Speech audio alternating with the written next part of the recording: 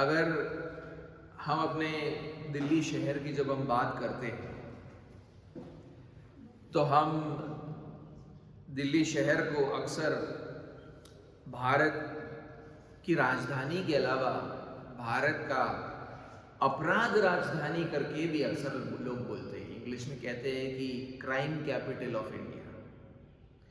हमारे इस शहर में दिन भर अपराध होते हैं, लेकिन आपने अगर ध्यान दिया होगा या मेरे ख्याल से रिकॉर्ड्स में भी ऐसा ही होगा, सूर्यास्त के बाद के समय अंधेरा जब हो जाता है तब अपराध बढ़ता है शहर में।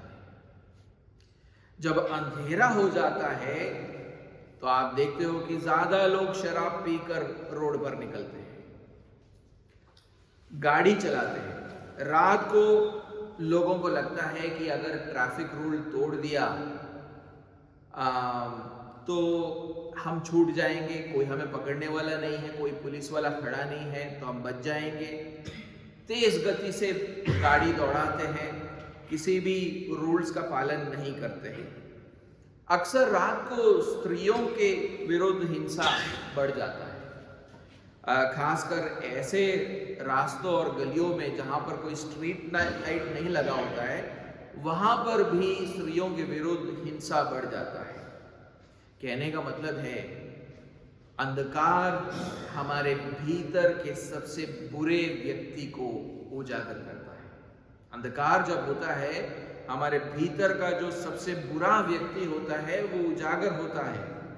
अगर मैं तो ऐसे सोचता हूं कि अगर 24 घंटे अगर दिन का उजाला रहता हमारे शहर में तो हमारे शहर में अपराध काफी कम होता, क्योंकि अंधकार ही इस पाप को बढ़ोतरी देता है, उसको आगे बढ़ाता है। लेकिन क्या आपको पता है कि हमारा आत्मिक जीवन लगातार अंधकार में है, लगातार अंधकार में। भले हम हर समय पाप नहीं करते हैं, हमारे हृदय के सोच और हमारे हृदय की इच्छाएं लगातार बुरी होती हैं। हम उसको प्रकट नहीं करते, लेकिन अगर हम अपने हृदय के सोच और उसकी इच्छाओं को देखें तो वो लगातार बुरे होते हैं। वो सिर्फ सही मौके के इंतजार में रहते हैं। हमारा जो हृदय जो चाहता है हर चीज को हम कर नहीं पाते हैं, अगर मौका मिल जाए तो हम कर लेते हैं। यह हमारे हृदय की परिस्थिति को दर्शाता है, हमारे आत्मिक परिस्थिति को दर्शाता है। इसलिए हमारे पाप में हृदय के सोच और इच्छाएं जिनको हम दिन भर दबा के रखते हैं, वो अंधकार में बाहर निकल कर आते हैं, क्योंकि हमें लगता है कि उस समय पर हमें कोई नहीं पकड़ेगा, कोई नहीं देखेगा, अगर वो कर भी लूंगा तो उसका कोई परिणाम नहीं होगा। इसीलिए हम उसको दिन भर दबा के रखते हैं, रात के अंधकार में उसको करने का प्रयास करते हैं। हम सोचते हैं कि हम अंधकार में पाप के परिणामों से बच जाएंगे। ऐसी परिस्थिति में किसी को तो आना होगा जो हमारे इस पाप में हृदय में एक ऐसी तेज ज्योति को चमकाए। जब वो ज्योति चमकेगी तब हम हमारे आत्मिक परिस्थिति को देख पाएंगे कि हमारा हृदय कितना बुरा है। वो तेज ज्योति आना बहुत जरूरी है। जब वो होगा तब हमारा ये जो शहर है वो एक सुरक्षित शहर बनेगा। हमारे हृदय परिवर्तित होने चाहिए। क्या ये हो सकता है? बाइबल हमें सिखाता है कि ऐसा हो सकता है। तो आए बाइबल के एक खंड को हम पढ़े, यूहन्ना के पहले अध्याय, यूहन्ना का सुसमाचार पहला अध्याय और उसका 9 से लेके 13वां आयत। सच्ची ज्योति जो हरेक मनुष्य को प्रकाशित करती है, जगत में आने वाली ज्योति। वह जगत में था और जगत उसके द्वारा उत्पन्न हुआ और जगत ने उसे नहीं पहचाना। वो अपने घर आया और उसके अपनों ने उसे ग्रहण नहीं किया, परंतु जितनों ने उसे ग्रहण किया उसने उन्हें परमेश्वर की संतान होने का अधिकार दिया, अर्थात उन्हें जो उसके नाम पर विश्वास रखते हैं। वे ना तो लहू से, न शरीर की इच्छा से, न मनुष्य की इच्छा से, परंतु परमेश्वर से उत्पन्न हुए।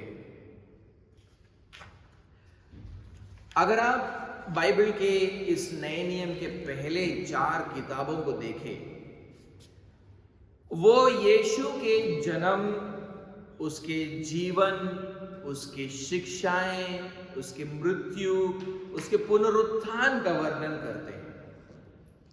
और वो 4 किताब लिखे गए मत्ती, मरकुस, लूकोस और यूहन्ना द्वारा।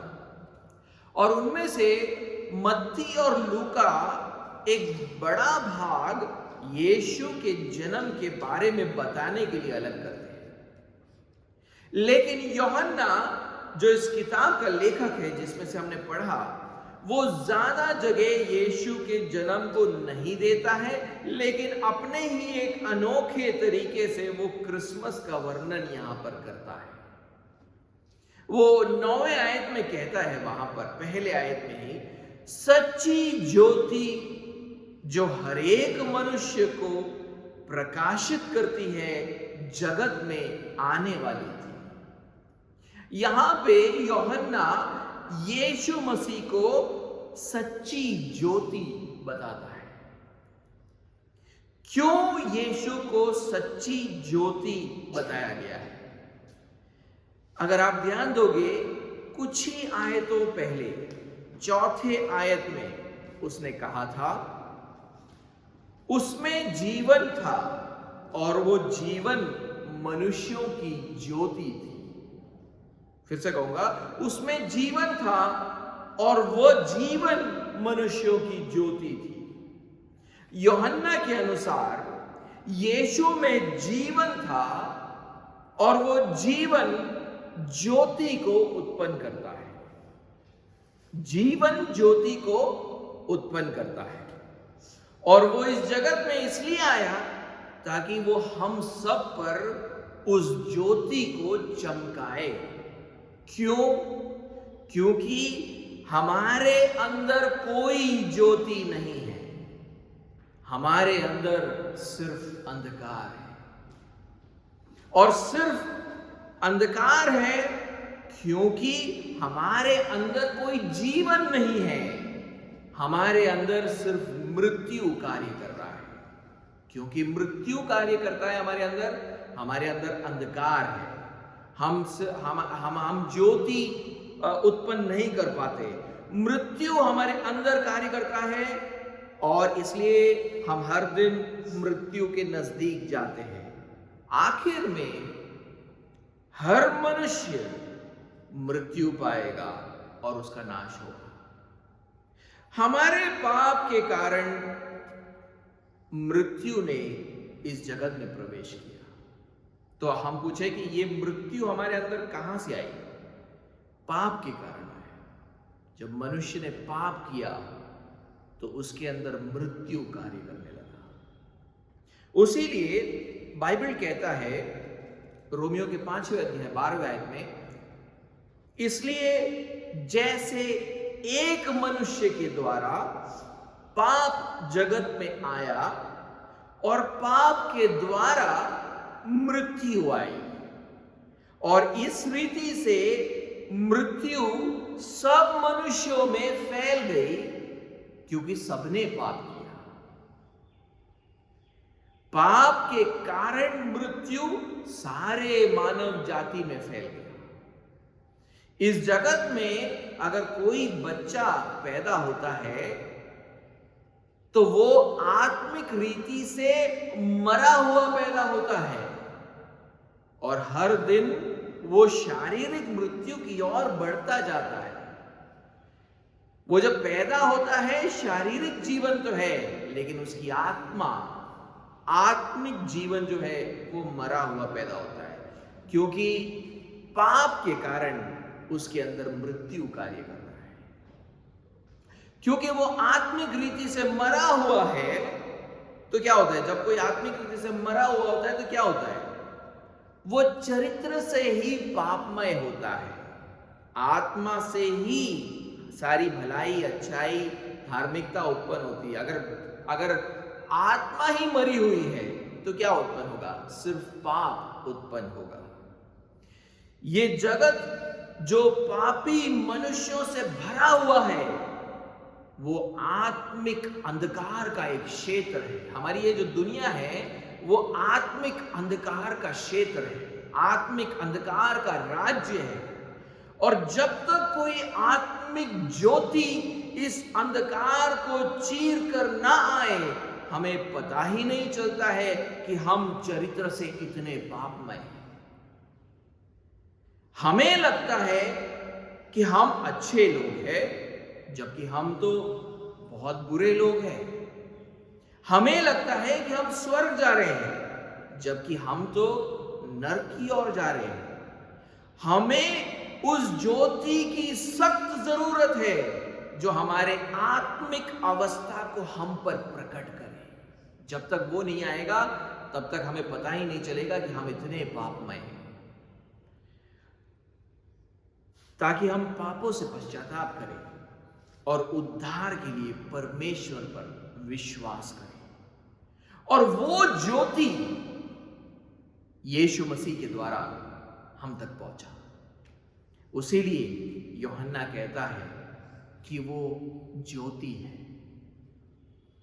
अगर हर मनुष्य आत्मिक रीति से मरा हुआ पैदा होता है और आत्मिक अंधकार में रहता है, तो यूहन्ना यीशु के बारे में ऐसा क्यों कहता है कि उसमें जीवन था और वह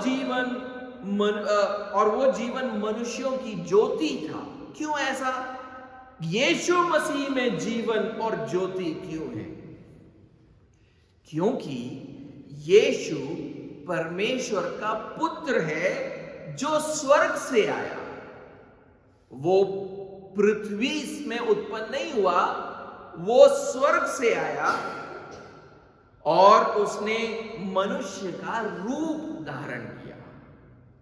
परमेश्वर का पुत्र होने का यह मतलब नहीं कि उसका किसी समय जन्म हुआ। परमेश्वर के पुत्र का जन्म नहीं हुआ,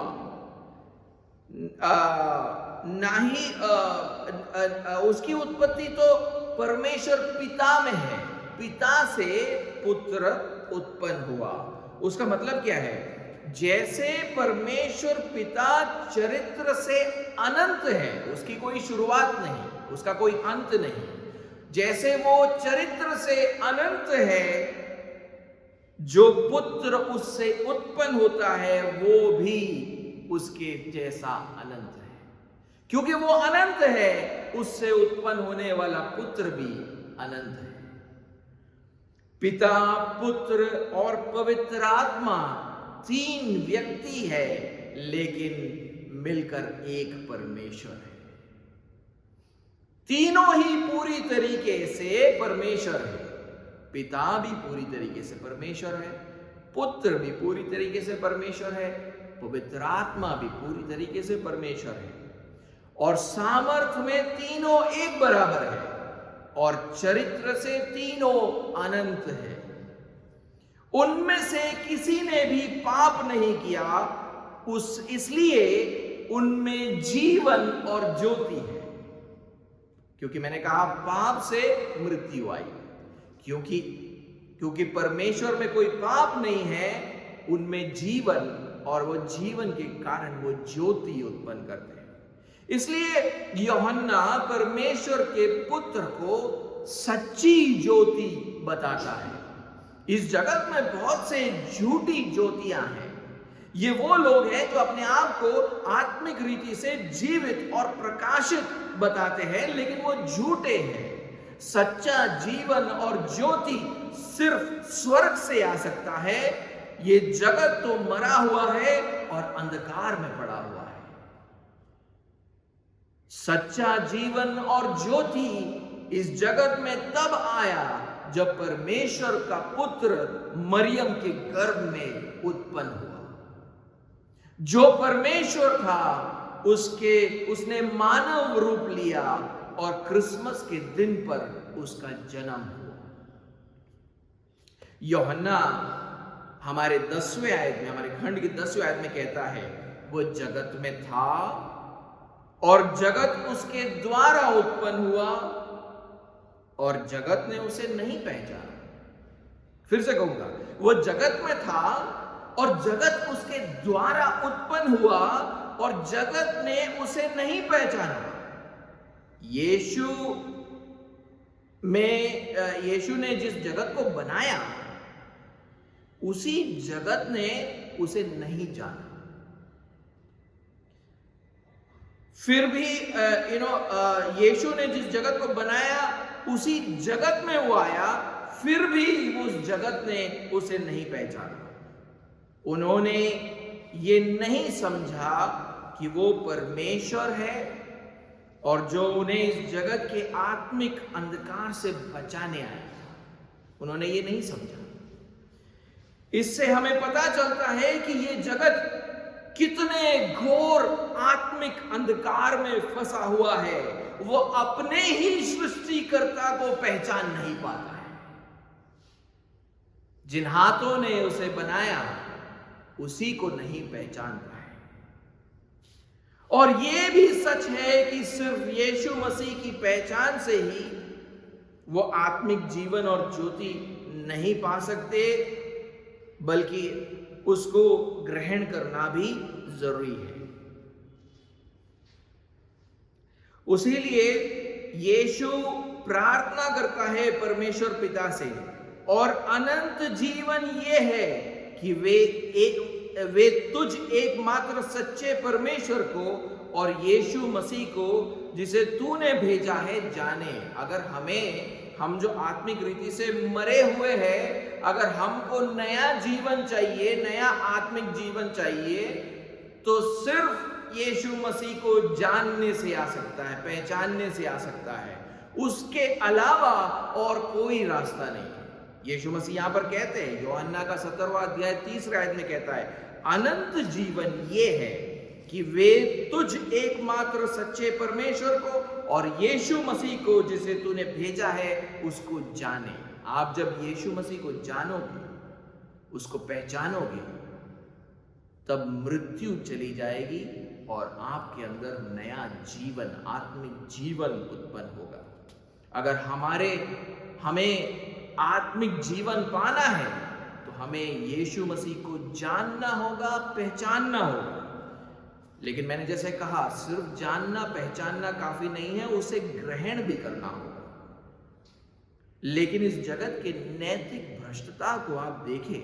यूहन्ना यहां पर फिर हमारे खंड के 11वें आयत में लिखता है, वो अपने घर आया और उसके अपनों ने उसे ग्रहण नहीं किया। उसके भाइयों ने, यीशु मसीह के भाइयों ने, अर्थात जो मरियम और यूसुफ के दूसरे बेटे थे, उन्होंने भी उसे ग्रहण नहीं किया। उन्होंने यीशु मसीह पर विश्वास नहीं किया शुरुआत में। उसे उसके शहर के लोगों ने ही उसे ग्रहण नहीं किया। नाजरत गया, नाजरत के लोगों ने उसे ग्रहण नहीं किया। उसकी जाति के लोगों ने ही उसे ग्रहण नहीं किया। जब उसने बोला कि वो परमेश्वर का पुत्र है, तब उन्होंने कहा कि वो परमेश्वर की निंदा कर रहा है। उन्होंने नहीं विश्वास किया कि वो परमेश्वर का पुत्र है। उन्होंने उससे बैर किया और उससे क्रूस पर चढ़ा। ये जगत इतना आत्मिक रीति से मरा हुआ है कि वो अपने ही सृष्टिकर्ता को पहचानता नहीं है और उसे ग्रहण भी नहीं करता है। वो उन्हें ज्योति देने आया था, लेकिन उन्होंने उसको ठुकराया और आत्मिक अंधकार में वो आज जीते हैं। आप अगर गहरी नींद में हैं और आपको जगाने के लिए आपके रूम में आकर कोई लाइट का स्विच ऑन कर दे, तो आपको कैसे लगेगा? आपको अच्छा नहीं लगेगा ना। आप गहरी नींद में हो और कोई आकर लाइट ऑन कर दे, मुझे तो अच्छा नहीं लगता कोई आकर लाइट ऑन कर दे जब मैं गहरी नींद में हूं, आप शायद उससे गुस्से हो जाओगे, लाइट क्यों ऑन किया, बंद करो, है ना। आत्मिक रीति से हम सब ऐसे ही हैं।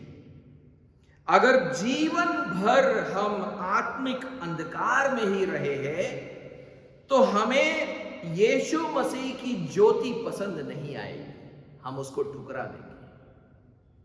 हमें पाप करना पसंद है और इसलिए हमें यीशु की शिक्षाएं पसंद नहीं आएंगी। वो हमसे कहता है पापों से पश्चाताप करो और उस पर विश्वास करें, और अगर हम उस पर विश्वास करते हैं तो हम उसके आज्ञाओं के अनुसार चलेंगे और पवित्र जीवन जीने का प्रयास करेंगे। आत्मिक रीति से मरे हुए लोग, आत्मिक अंधकार में रहने वाले लोगों को ये सब बातें पसंद नहीं आती कि पापों से पश्चाताप करो, परमेश्वर पर विश्वास करो। उसीलिए यीशु मसीह ने कहा दंड की आज्ञा का कारण यह है कि ज्योति जगत में आई है, यानी वो अपने बारे में कहता है कि मैं इस जगत में आया, मैं ज्योति बनकर आया, आपके लिए आत्मिक ज्योति बनकर आया, और मनुष्यों ने अंधकार को ज्योति से अधिक प्रिय जाना। मनुष्यों को आत्मिक अंधकार पसंद है, पाप पसंद है, यीशु मसीह और पवित्रता पसंद नहीं है। क्योंकि जो कोई बुराई करता है वो ज्योति से बैर रखता है और ज्योति के निकट नहीं आता, ऐसा ना हो कि उसके कामों पर दोष लगाया जाए। जो अंधकार में रहते हैं और गलत कामों को करते हैं उनको अंधकार में रहना पसंद है, उनको ज्योति में आना पसंद नहीं है। लोग यीशु के पास क्यों नहीं जाते, उसको क्यों नहीं पहचानना चाहते, उसको क्यों ग्रहण नहीं करना चाहते? क्योंकि उन्हें मालूम है कि उनको बदलना होगा। वो जो आज जिस पाप को वो पसंद करते हैं उसको छोड़ना होगा। उसीलिए वो यीशु मसीह को ठुकराते हैं, ज्योति को ठुकराते हैं, वो अंधकार में रहना चाहते हैं।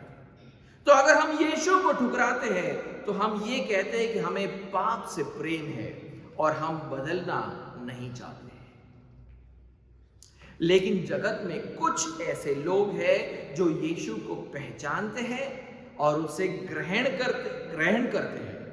और यूहन्ना जो हमारे इस किताब का लेखक है वो 12वें और 13वें आयत में ऐसे लोगों के बारे में बात करता है। देखिए वो 12वें आयत में वो वहां पर क्या कहता है, कहता है परंतु जितनों ने उसे ग्रहण किया उसने उन्हें परमेश्वर की संतान होने का अधिकार दिया, अर्थात उन्हें जो उसके नाम पर विश्वास रखते हैं। यीशु मसीह को ग्रहण करने का मतलब क्या है? उसका मतलब है कि हम उसके नाम पर विश्वास करें। उसका मतलब है हम उसके नाम पर विश्वास रखते हैं। वहां पर जो शब्द का प्रयोग हुआ है नाम, वो एक पदवी के बारे में बताता है जो परमेश्वर ने यीशु को दिया जब वो स्वर्ग को लौटा। वो स्वर्ग में आया क्रिसमस के दिन पर, वो यहां पर रहा और फिर वो मृत्यु और पुनरुत्थान के बाद वो स्वर्ग में लौटा, और जो पदवी उसको दी गई वो है प्रभु। वो प्रभु यीशु मसीह है, वो इस जगत का प्रभु है।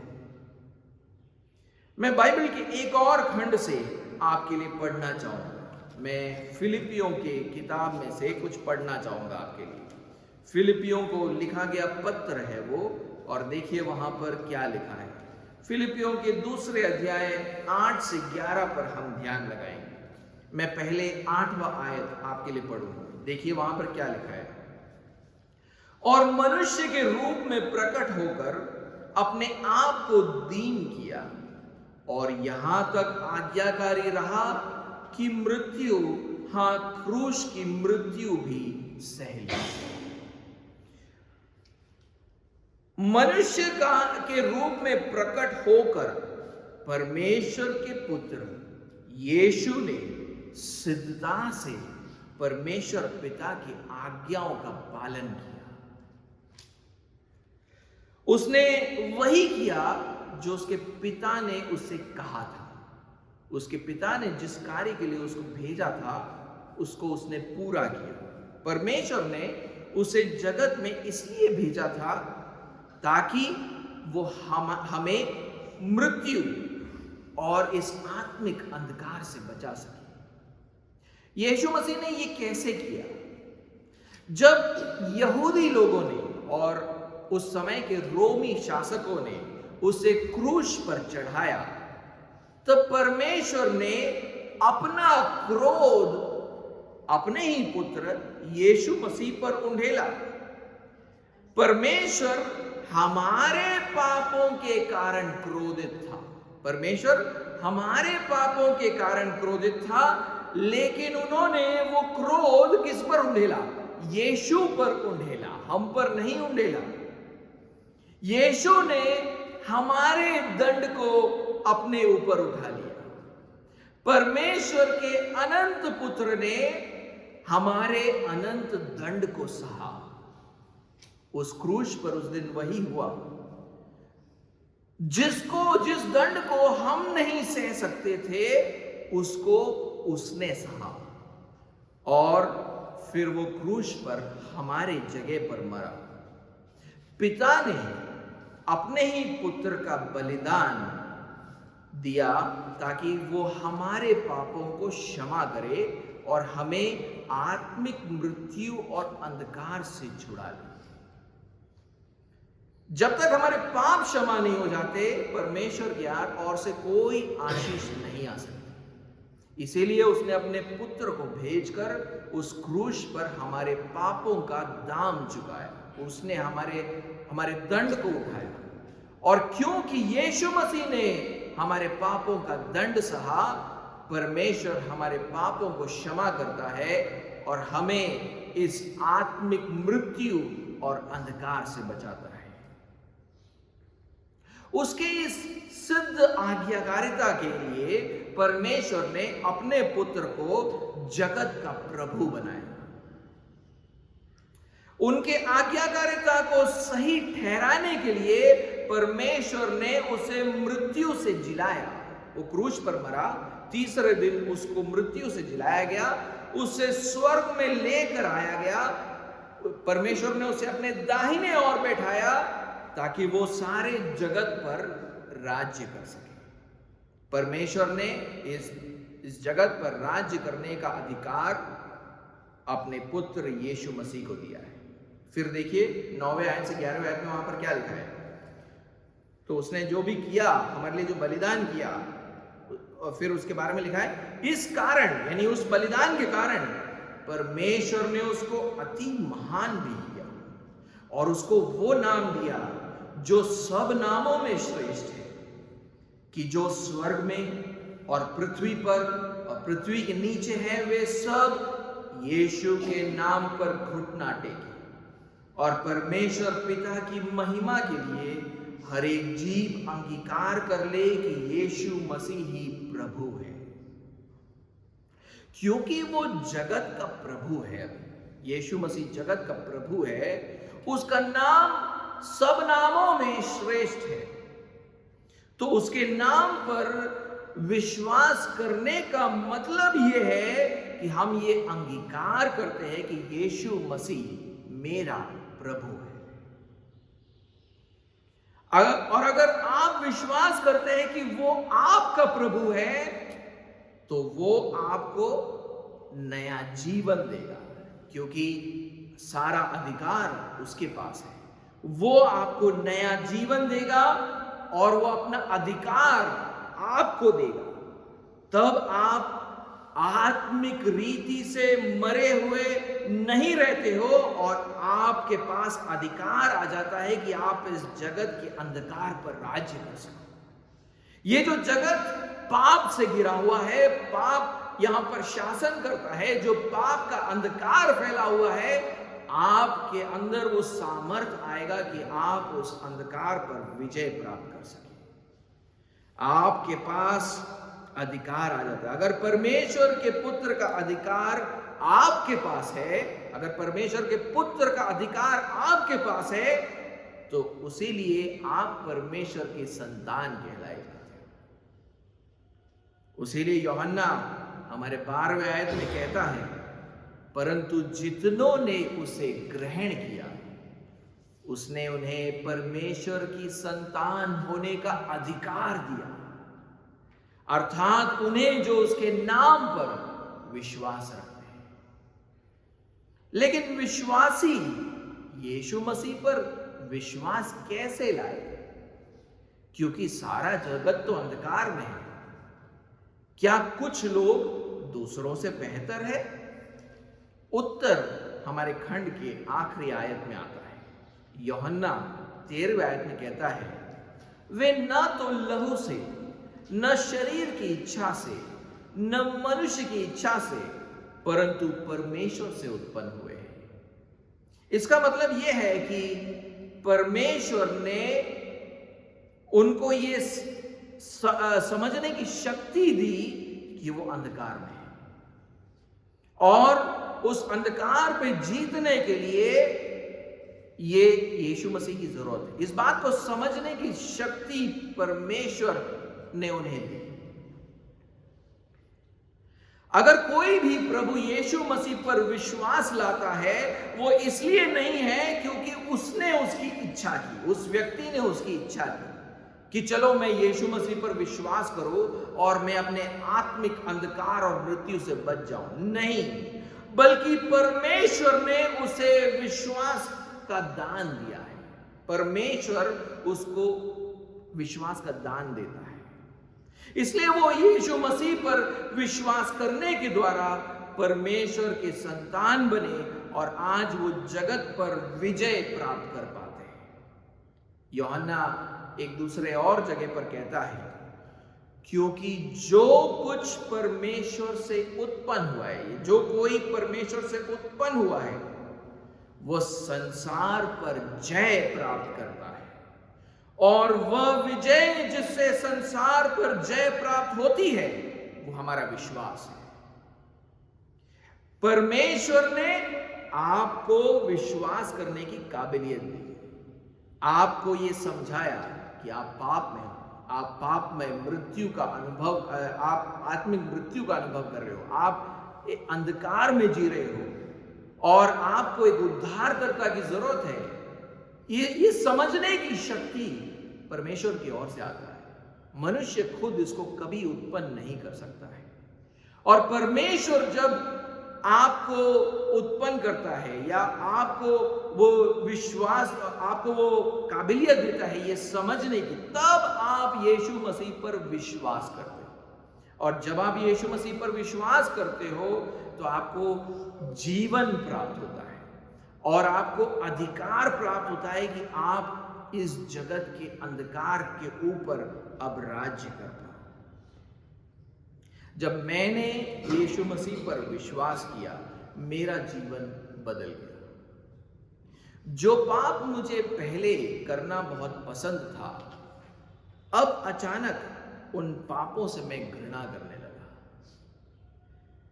जिन लालसाओं पर मैं कभी विजय प्राप्त नहीं कर सकता था, अचानक मुझ में वो बल शक्ति मिला कि मैं उन लालसाओं के ऊपर विजय प्राप्त कर सकूं।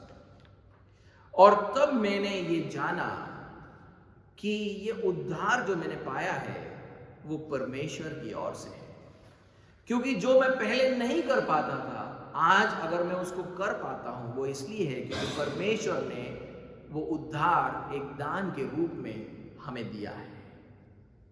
अगर आप ये विश्वास करते हैं कि यीशु मसीह आपका उद्धारकर्ता और प्रभु है, तो परमेश्वर आपको उस आत्मिक अंधकार से बचाएगा जिसमें आप आज रहते हो। सिर्फ आपके कार्य ही नहीं, बल्कि आपके हृदय के सोच और इच्छाएं भी बदल जाएंगी। आप एक पवित्र और आशीषित जीवन जीने लगोगे। बस एक ही शर्त है, एक ही शर्त है, और वो ये है कि आप विश्वास करें कि यीशु मसीह आपका उद्धारकर्ता और प्रभु है। आपको उसे ग्रहण करना होगा।